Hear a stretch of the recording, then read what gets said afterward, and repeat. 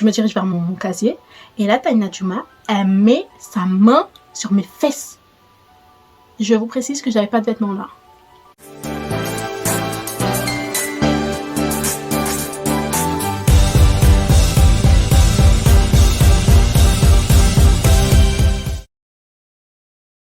Bienvenue sur ma chaîne, j'espère que vous allez bien. Dans cette vidéo, je vais parler de ma première fois dans un bain public coréen et je vais aussi vous parler de toutes les anecdotes que j'ai pu avoir là-bas. Et donc, c'est parti! Pour faire simple, j'avais été rendre visite à un ami à Jeonju. Et en fait, donc j'étais à Gwangju. Et entre Gwangju et Jeonju, il y a peut-être 1 ou 2 heures de bus, je me rappelle plus très bien. Et donc j'avais été lui rendre visite en week-end pour passer la journée avec lui.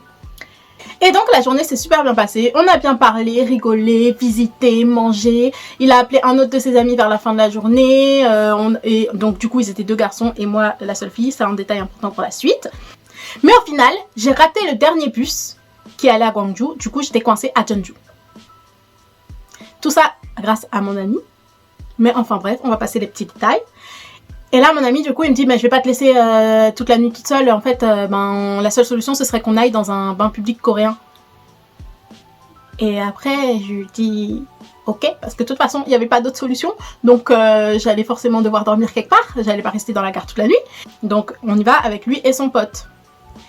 Et autant vous dire que j'étais pas très bien parce que déjà j'étais stressée, perturbée, paniquée, tout ce que vous voulez d'avoir raté mon bus.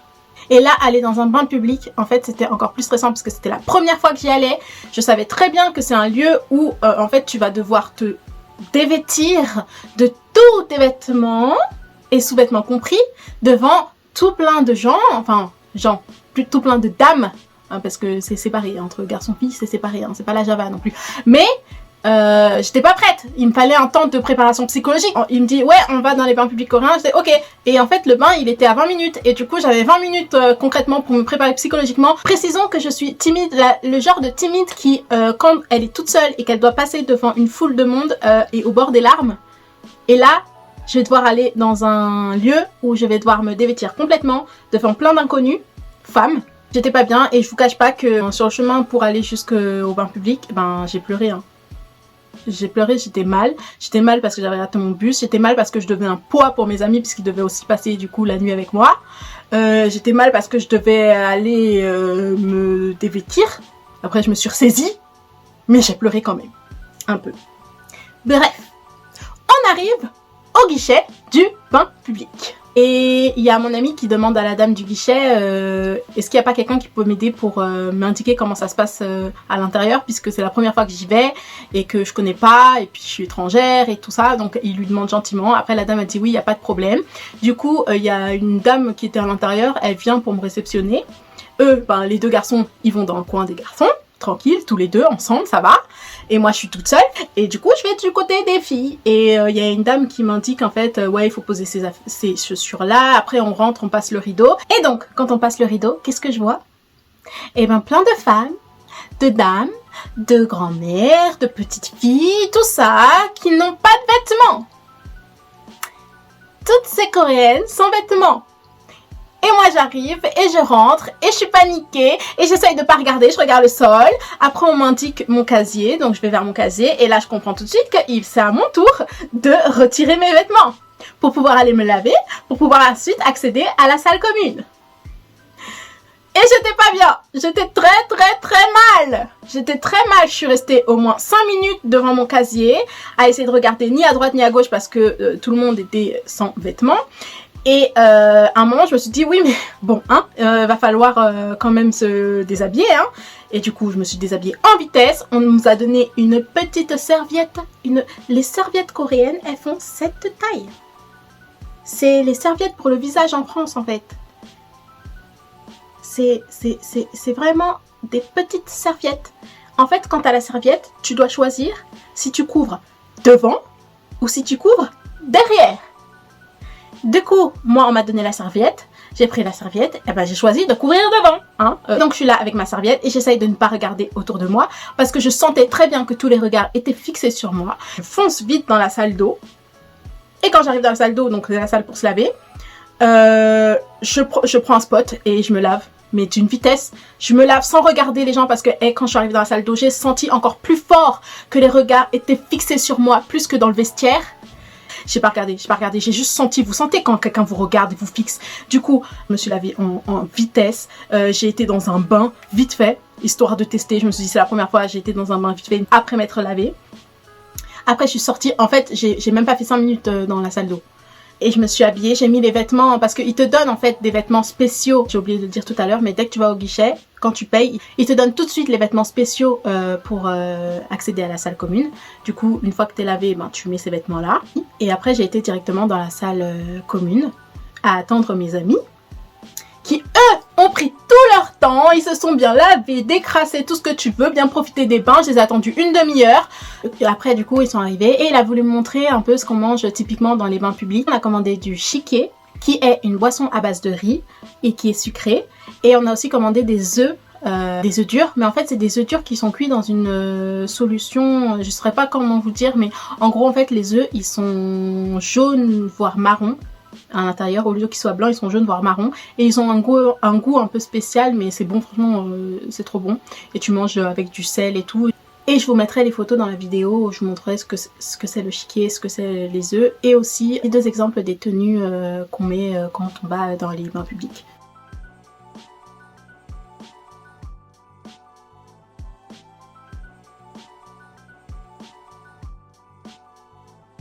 Et voilà, c'était l'histoire de ma première fois dans un bain public coréen.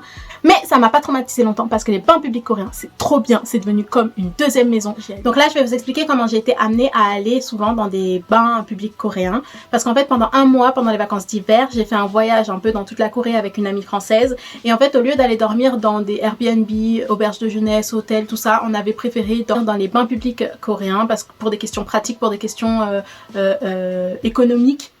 Parce que ça coûte pas trop cher. C'était original aussi, donc du coup on a fait toutes sortes de bains publics coréens. On a fait les petits, les moyens, les grands, les deluxe. On a presque tout fait, je pense.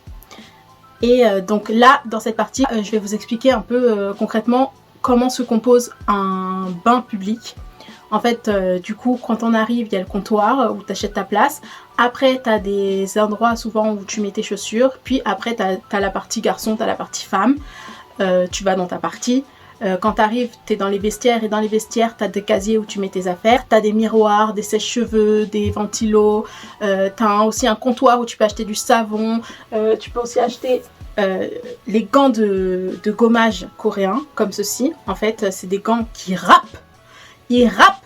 Franchement, la première fois que tu le fais, il faut le faire doucement parce que ça râpe. Mais ça retire bien les peaux mortes, hein, parce que c'est magique. Moi, à chaque fois que j'ai besoin de faire un gommage, j'utilise ça parce que c'est trop bien. Et après, il y a la salle d'eau. Et dans la salle d'eau, tu auras des douches où tu peux te doucher debout, des douches assises où tu auras des petits bancs amovibles pour t'asseoir. Tu auras aussi divers bains de différentes températures. Donc, tu auras des bains chauds, des bains tièdes, des bains froids, des bains à remous, des bains avec des jets d'eau plus ou moins forts pour dénouer tes nœuds dans ton corps. Et aussi, on a été dans un bain public où dans la salle d'eau tu avais des cabines de sauna sèches et humides, et il y a aussi des masseuses et des dames qui te font un gommage avec les gants que je vous ai montré tout à l'heure, mais pour ça en fait c'est des services payants. Après ça, c'est tout pour la salle d'eau. Une fois que tu t'es lavé, tu peux aller dans la salle commune, dans l'espace commun. Donc commun, ça veut dire que les hommes et les femmes se rejoignent, hein. Il peut y avoir plein de trucs, ça dépend de la grandeur du bain public.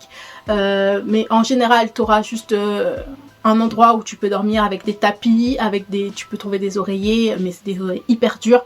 Tu as un comptoir où tu peux acheter à manger. Tu as aussi des salles avec différentes températures. Je mettrai des photos du devant de certaines salles que j'ai pris. Et on a aussi été dans un bain public de luxe où en fait tu avais une salle où il y avait un bassin avec des poissons mangeurs de peau morte, des pieds, et du coup tu mettais tes pieds et les poissons ils venaient s'agglutiner pour manger tes peaux mortes, et c'était trop bizarre comme sensation, mais c'était intéressant comme expérience. Et sinon je crois que c'est tout. Enfin ça dépend des bains publics, il y en a où ils ont plus ou moins plus de choses comme...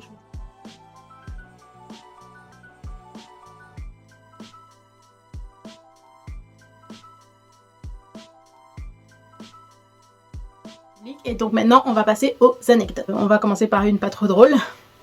Avec mon ami, ça faisait 1h30 qu'on marchait dans le froid, on cherchait un bain public pour pouvoir dormir, et finalement on en trouve un petit.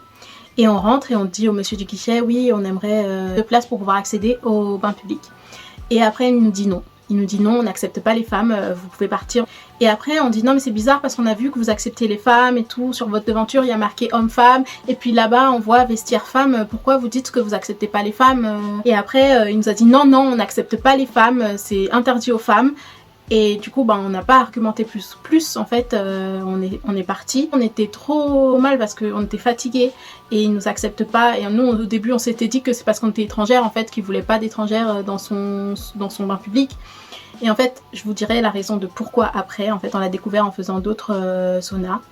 Et on est retombé sur un petit bain public. Et quand on arrive, la dame du guichet elle nous dit oui, je veux bien vous accepter, sauf que en fait, dans la salle commune, il y a que des hommes qui dorment. Du coup, il va falloir que vous alliez dormir dans la petite salle qui est la petite salle au fond. Donc après, nous on était fatigués, il était hyper tard, comme je vous dis, il était hyper tard parce que ça faisait longtemps qu'on marchait pour trouver un bain public. Et du coup, on a dit ok, c'est pas grave, on va dormir dans la salle comme vous nous avez dit.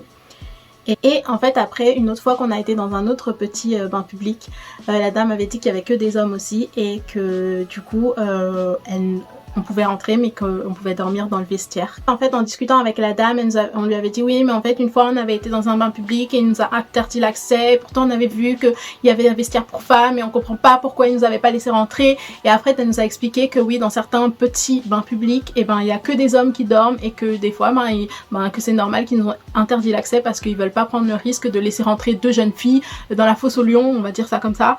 Et du coup, c'est pour ça qu'ils nous ont refusé l'accès. Et après du coup on a compris. Mais heureusement c'était la seule et unique fois. Et donc on va passer pour les anecdotes un peu plus drôles et un peu plus positives. Au début c'est difficile les premières fois de devoir retirer ses vêtements et d'être en tenue d'Ève comme ça devant plein d'inconnus femmes. Et au début c'est dur. Mais avec mon ami on a tellement pris l'habitude que il y a une fois en fait on a retiré tous nos vêtements et on s'apprêtait à aller dans la salle d'eau. Sauf qu'on s'est rendu compte qu'on n'avait pas de savon. Et du coup on était en mode ah mais on n'a pas de savon du tout. Et comme je vous dis, il y a un comptoir où on peut acheter des trucs dans le vestiaire. Et du coup, on se dit, oh, bien on va acheter le savon. Mais on n'allait pas se rhabiller pour acheter le savon pour pouvoir aller dans la salle d'eau. Ça allait faire trop de logistique. Du coup, on dit, bon, viens, on va acheter le savon. Et on était gênés sans être gênés. En fait, c'était un peu bizarre parce que c'était la première fois du coup qu'on achetait du savon complètement sans vêtements. Et la dame, elle a senti qu'on était un peu gênés. Non, mais la dame, elle était pas gênée du tout, parce qu'elle a l'habitude. Les Coréennes, elles s'achètent du savon sans vêtements, il n'y a pas de problème. Elles sont complètement à l'aise avec leur corps. On arrive et tout devant le comptoir, sans vêtements, je précise, et on lui dit oui, est-ce qu'on peut avoir un savon? Et elle nous donne le savon. Mais elle nous a regardé en mode ah, elles sont mignonnes, elles essayent de s'adapter à la culture coréenne. Regarde, elles sont gênées parce qu'elles viennent acheter du savon sans vêtements. Et après, on a au final toutes les trois un peu rigolé de la situation parce que c'était drôle quoi. Après, sinon, t'avais aussi des remarques, que ce soit dans les vestiaires ou dans la salle d'eau, t'avais des remarques du genre oh, elle a des gros, oh, elle a des longues jambes, hein. Oh, t'as vu son corps, t'as vu comme elle est grande. On avait des remarques comme ça, tout le temps. Ça manquait pas. Elles étaient toujours en train d'analyser. En plus, vu qu'on comprend le coréen, on comprenait leurs analyses de nos corps. Du coup, voilà. C'était... Mais après, franchement, tu fais plus attention. Tu profites juste de l'endroit parce que une fois que tu fais abstraction vraiment de tout, tu te rends compte que les bains publics, c'est trop bien en fait. Moi, je vous conseille d'aller dans les bains publics coréens. C'est trop bien. Et sinon, on passe à la dernière anecdote et celle qui m'a le plus marquée. Je vous raconte. Je sortais de la salle d'eau après m'être lavée. Et là, je vous dis, j'avais juste la serviette, j'étais en train de me sécher et j'allais dans mon casier pour pouvoir m'habiller. C'est pas, il y a une ajuma. Une ajuma, littéralement, c'est une femme mariée, mais c'est souvent une femme d'âge moyen, on va dire ça comme ça. Mais sauf que celle-là, en fait, elle avait peut-être dans la cinquantaine. Et je me dirige vers mon casier. Et là, t'as une ajuma, elle met sa main sur mes fesses. Je vous précise que j'avais pas de vêtements là. J'allais m'habiller en fait. Elle met sa main sur mes fesses. Elle met sa main sur mes fesses.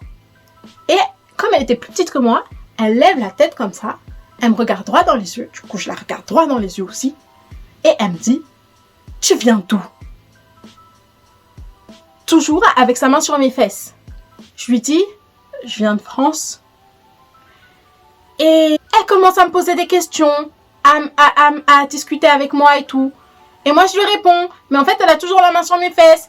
Et limite, à un moment, elle commence à caresser ma fesse. Et c'était très gênant. C'était trop gênant, mais je pouvais rien faire. J'étais en mode tétanisée, j'étais en train de lui répondre et je me dis, mais au bout d'un moment, elle va retirer sa main, donc c'est pas la peine que je lui demande. Enfin, quand elle a fini de me poser des questions, de discuter avec moi, elle dit, oh viens, on prend une photo. Après, j'étais en mode, une photo. Et après, t'as son amie derrière, elle fait, mais toi, t'es en sous-vêtements et elle est toute nue. Vous pouvez pas prendre de photos là. Et après, elle est en mode, ah c'est vrai, on peut pas prendre de photos. Et moi, je suis en mode, bah oui, on peut pas prendre de photos comme ça, madame. Je veux bien, je m'habille, vous vous habillez et on prend une photo après. Elle était trop contente de parler avec une étrangère. En fait, c'est tellement naturel pour elle, le corps humain. Il y a rien de choquant que, en fait, elle a oublié qu'elle était en sous-vêtements, que moi, j'étais en tenue d'Ève. Enfin, et du coup, au final, on n'a pas pris de photos parce que le temps que je m'habille, elle est repartie discuter avec ses amis. Et du coup, ça, c'est l'anecdote qui m'a le plus marquée. Et voilà, j'espère que cette vidéo vous aura plu. J'espère que vous aurez appris des trucs, que ça vous aura donné envie d'aller dans les bains publics coréens. Et sur ce, à bientôt dans une prochaine vidéo. Bye bye!